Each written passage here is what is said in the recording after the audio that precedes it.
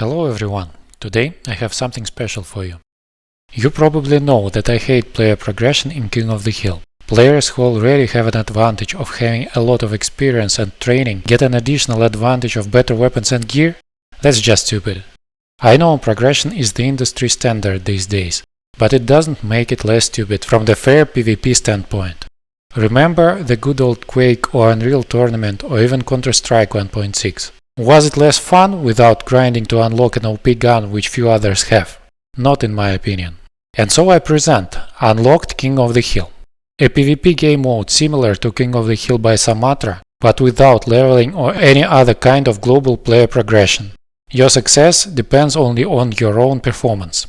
I've thought of a concept more than a year ago, and since then I've discussed it with my friends and other experienced players, slowly fleshing out the design.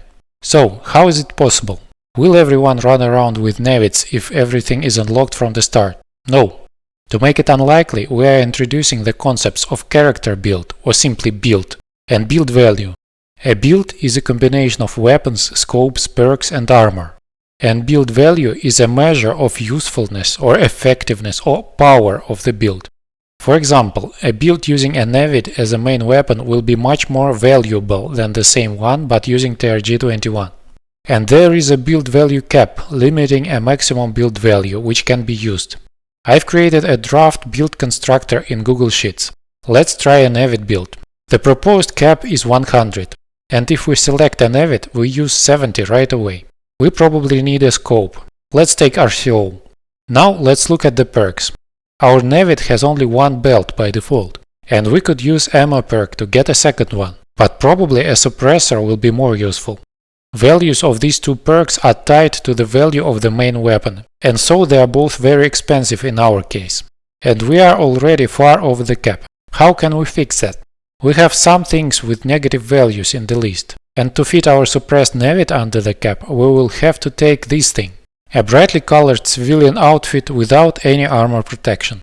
This means a single center of mass 5.56 shot will kill us, mostly negating our one-shot advantage. On the other hand, a build with a 5.56 assault rifle could fit a launcher and decent armor, along with other perks like speed or endurance.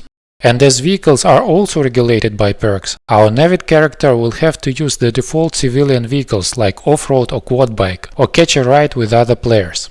This Google Sheet, along with other design documents, is available to everyone through the links in the description. You'll have to copy the build constructor sheet to your own Google Drive to play around. Keep in mind that values there are in a very early draft stage. All of that will need to be thoroughly battle tested and tweaked.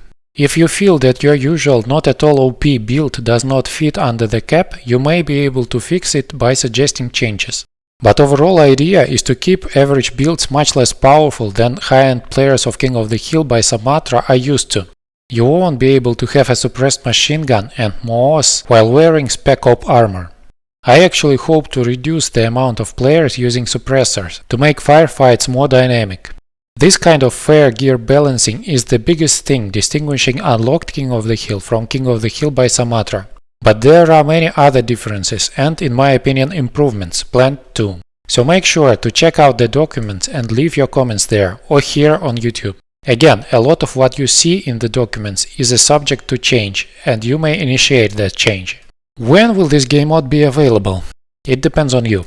The current plan is to prepare everything to start the active development as soon as Arma 4 comes out. There are good reasons for that. The main one being that infantry hardcore PvP community is slowly dying out as Arma 3 gets old. But I am personally so hyped about how it turns out in the concept that I will consider to start making an Arma 3 version soon, if there is enough interest in the community. To show that you are interested in the Arma 3 version, leave a comment here or in the document, or join the Discord I've created for that. The Discord link is in the description.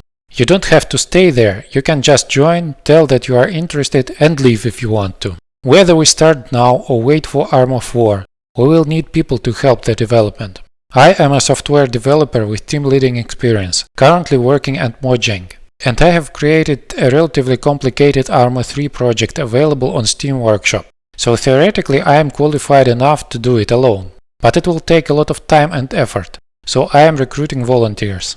We will need coders, UI, UX specialists, artists, and a lot of playtesters. Not having experience but being willing to learn is good enough. The project will be managed in a proper way with version control, task tracking, code review, merge requests, and so on.